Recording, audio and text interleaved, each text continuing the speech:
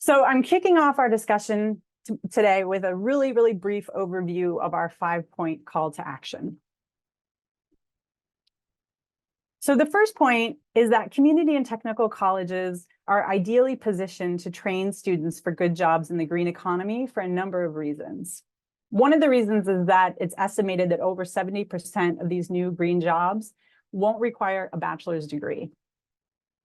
Community and technical colleges are widely geographically dispersed, making them accessible to students, particularly students in rural areas, and they're situated to address the regional workforce and climate dynamics.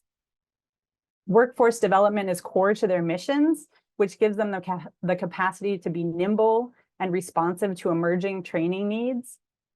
And they serve a really large proportion of American undergrads. Specifically, they serve the largest proportion of students of color, including Native students attending tribal colleges, low-income students, and first-generation and college students, which means that these institutions have a unique ability to help facilitate an equitable transition. The second point is that green jobs are really already here. So rather than thinking of green jobs as a new discrete category of jobs, it's probably more accurate to think about how existing jobs are going to be greened, meaning that a focus on sustainability or skills related to reducing carbon emissions will be infused into jobs that we don't currently think of as being green. A really strong theme that we heard in the symposium in April was that the biggest opportunities for community and technical colleges was not to create new green programs, but to update existing programs so that students develop a really broad interdisciplinary skill set as solutions for climate change continue to evolve.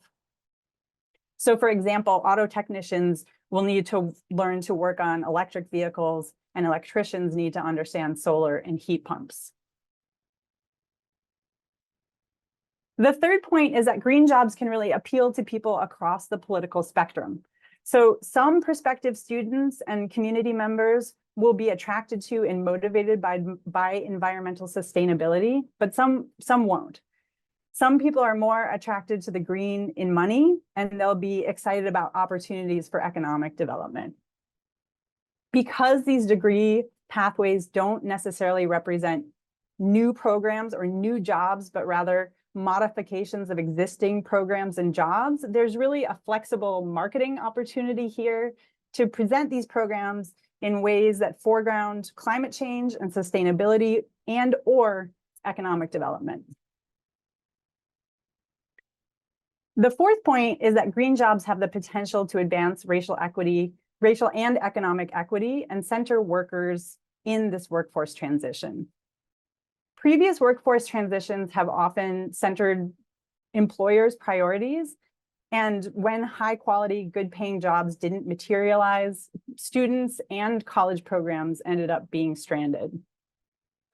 This transition represents a massive economic transformation in the United States, and it provides us with an opportunity to make sure that workers are centered and that communities that have been left behind or excluded in previous transitions are prioritized in this one. However, just making these programs available to underserved and marginalized students doesn't mean that those students will enroll in or complete those programs.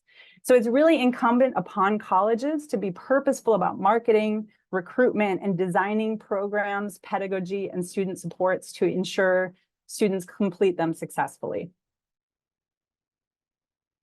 The fifth and final point is that there are currently abundant funding opportunities for colleges to establish or expand green jobs training programs because of the historic federal investments in green infrastructure. Much of this money is earmarked for worker training with an emphasis on job quality and the inclusion of historically disenfranchised communities, as well as those who have been most adversely impacted by climate change. In our call to action, we do acknowledge, despite the abundance of funding, the funding landscape can be confusing. Many of these funding opportunities will flow through states and local workforce agencies and employers. So it's really critical for community colleges to establish partnerships with these entities to access funding but also to ensure that there is coordination between training programs, states, and industry. This way, training programs will be in place to prepare students with the skills that they're going to need, aligned to their regional and state infrastructure plans.